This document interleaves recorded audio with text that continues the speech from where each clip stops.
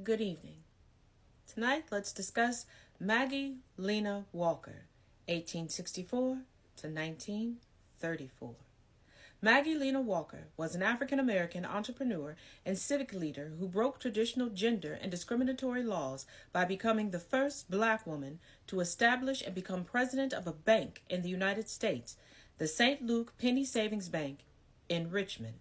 As of 2010, when it was known as Consolidated Bank and Trust Company, it was the oldest continually African American operated bank in the United States. In her role as Grand Secretary of the Independent Order of St. Luke, Walker also was indispensable in organizing a variety of enterprises that advanced the African American community while expanding the public role of women. Although, as an African American woman in the post-Civil War South, she faced social, economic, and political barriers in her life and business ventures, Walker, by encouraging investment and collective action, achieved tangible improvements for African Americans. Early years and family. Walker was born Maggie Lena Mitchell on July 15, 1864, on the Van Loo estate in Richmond, as established by the public historian Elvitrice Belches. Mitchell's mother, Elizabeth Draper, was a former enslaved woman who worked as an assistant cook for Elizabeth Van Loo, an abolitionist, unionist, and spy for the Union during the American Civil War, 1861 to 1865. It was in the Van Loo house that Draper met Eccles Cuthbert, an Irish American who reported from Virginia for the New York Herald. Although Cuthbert was Walker's biological father, there is no record that Cuthbert and Draper married. What is known is that soon after Walker was born, Draper married William Mitchell, who worked for the Van Loo household as a butler. The couple had a child, Walker's half-brother, Johnny Mitchell, in 1870. When William Mitchell left the Van Loo household and became the head waiter at the prestigious St. Charles Hotel, the family was able to rent a small house of their own in College Alley near the Medical College of Virginia. In February 1876, William Mitchell's body was found drowned in the James River. While authorities claimed the death was a suicide, Walker's mother insisted that he had been murdered. William Mitchell's death plunged his widow and her two children into poverty. As a way for the family members to provide for themselves, Elizabeth Mitchell began a small laundry business. Walker assisted by returning clean laundry to white patrons, a position that allowed her to observe the economic and social disparity between the races. This part of her childhood left such an impression on Walker that years later, in 1904, she recalled, "I was not born with a silver spoon in my mouth, but the laundry basket practically on my head." Despite her poverty, Walker was among the fortunate black people late in the 1870s who attended newly established public schools for African Americans in Richmond. She went to the Lancastrian School, also known as the Valley School, followed by the Navy Hill School and Richmond Colored Normal School, where she was trained as a teacher. After graduating in 1883, she taught for 3 years at the Valley School. On September 14, 1886, she married Armstead Walker, Jr., who worked in his family's construction and bricklaying business. However, due to a school policy that forbade the employment of married women, she was forced to quit her teaching position. The couple had 3 sons. Russell Talmadge Walker was born in 1890.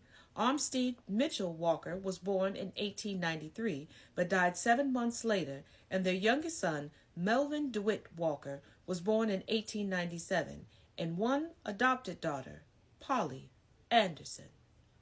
In 1904, the Walkers purchased their family home at 110.5 East Lay Street, located in Richmond's Jackson Ward neighborhood, which was dubbed as the hub of Richmond's African American business and cultural central life, the Harlem of the South. The Walkers opened their home to numerous family members, including their children and grandchildren. Over time, the home expanded from 9 to 28 rooms to accommodate the rapidly growing family. Part 2 will be in the comments. Part 2. The Independent Order of St. Luke. In 1881, while still in school, Walker had joined the Independent Order of St. Luke, an African-American fraternal society. The United Order of St. Luke, the Independent Order's progenitor, was founded by Mary Prout in 1867 as a Baltimore-based women's mutual insurance society that provided for the care of the sick and burial of the dead. The United Order was one of several African-American fraternal organizations dedicated to supporting the social and financial advancement of the black community. According to the historian Joe Trotter, fraternal organizations such as the Independent of St. Luke and the United Order of True Reformers helped to shape African-American identity, protected members against poverty and other misfortunes, and supported movements for social change. Although initially restricted to women, the United Order eventually admitted men. After a factional dispute led by William M.T. Forrester in 1869, members in Richmond split from the United Order and formed the new Independent Order of St. Luke. Forrester dominated the Independent Order of St. Luke for 30 years until 1899, when he abandoned it for fear of its financial collapse. During the latter part of Forrester's tenure, and after she was forced to abandon her teaching career when she married, Walker rose through the Independent Order of St. Luke's ranks and used her positions to continue to influence young people. In 1895, as Grand Deputy Matron, she established the juvenile branch of the Independent Order of St. Luke to instill a sense of community consciousness and confidence in young African Americans. The branch stressed the importance of education and community service. To underscore her beliefs that the future success of the order and of society itself came from investing in youth, Walker adopted the maxim, "As the twig is bent, the tree is inclined." On the eve of the Independent Order of St. Luke's bankruptcy, Walker was elected to replace Forrester as Grand Secretary, a post she held until her death in 1934. Having spent 16 years holding a variety of positions in the organization, Walker brought a diversity of perspectives to her new role. And with that diverse experience, she devoted the rest of her life to building membership and resources, expanding activities in business and social service, and keeping the financial operations efficient. Under Walker's guidance, the Independent Order of St. Luke's fortunes were completely reversed. Although she inherited the order deep in deficit, over the 25 years of her leadership, it collected nearly $3.5 million, claimed 100,000 members in 24 states, and built up almost $100,000 in reserve. On August 20th, 1901, she delivered a now famous speech before the Independent Order of St. Luke's Council, in which she declared her vision to take the organization to greater heights by creating a conglomerate, a bank chartered and operated by the order's members, a newspaper to herald the good news of the order, and a department store run by black employees and geared to black consumers with goods they wanted at more affordable prices than those of white retailers. It was through this consolidation of communication, money, and industry that the African American community could become economically independent, mobilized, and self-sustaining. Within 5 years, Walker guided each of these enterprises to fruition. The St. Luke Herald began operation in 1902. The St. Luke Penny Savings Bank opened for business in November 1903, and the St. Luke Emporium was in operation by April 1905. Of her hope for the bank, Walker declared, "Let us put our monies together. Let us use our monies. Let us put our money out at usury among ourselves and reap the benefits ourselves. Let us have a bank that will take the nickels and turn them into dollars." She encouraged young members to start early by opening bank accounts so that their money would grow as they grew, and they would be able to achieve economic independence from white employers. The bank's success was one ingredient that ensured the longevity and stability of Richmond's black middle class. During the Great Depression, while other banks failed, Walker kept the St. Luke Penny Savings Bank alive by merging it with 2 other banks to create the Consolidated Bank and Trust Company in 1930. At the beginning of the 21st century, the bank continued to exist and was the oldest bank in the United States that has been continuously run by African Americans. Part 3 will be in the comments. Part 3. Challenges in Politics.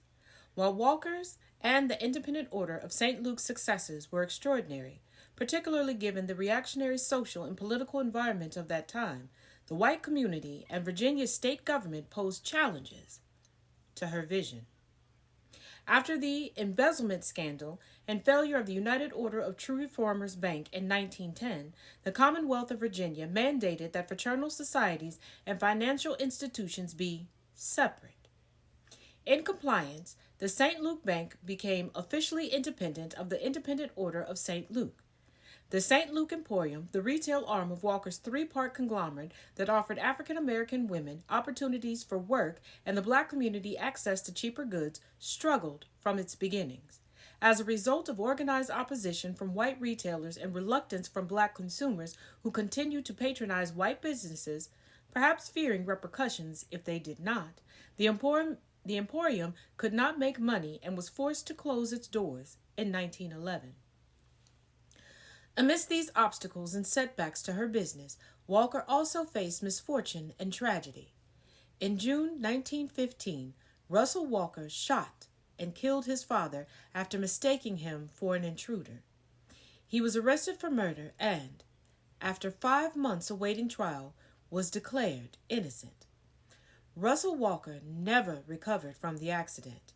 However, and after 8 years of battling depression and alcoholism, he died on November 23, 1923. Walker developed diabetes and, because of her failing health and a leg wound that never healed, spent the last decade of her life in a wheelchair. Still, as Walker's reputation as a powerful speaker and entrepreneur continued to grow, she engaged in major civic issues and became an activist against discrimination and segregation. She was co-founder of the Richmond chapter of the National Association for the Advancement of Colored People and the Council of Colored Women. She was one of the organizers of the 1904 boycott that protested the Virginia Passenger and Power Company's policy of segregated seating on Richmond streetcars. The boycott was so successful that the company went out of business within the year. In 1921, Walker ran on the Lily Black Republican ticket. The Lily Black Republicans were an all-black offshoot of the Republican Party, with John Mitchell, Jr., editor and publisher of the Richmond Planet. With Mitchell running for governor, Walker sought the post of superintendent of public instruction. However, all of the black Republicans lost.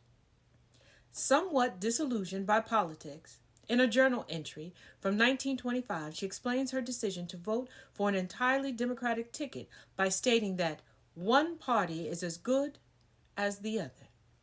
She continued to work for change within her community. She was a major contributor to the industrial home for wayward girls operated by her friend Janie Porter Barrett. She was also an ardent supporter of the anti-lynching movement. Legacy. Walker died on December 15, 1934, of diabetic gangrene. Her funeral was held at Richmond's First African Baptist Church, of which she had been a longtime member. Her home at East Lee Street was purchased by the National Park Service in 1979 and converted into a National Historic Site. The Maggie L. Walker Governor's School for Government and International Studies, a college preparatory school partially funded by the state, was established in 1991.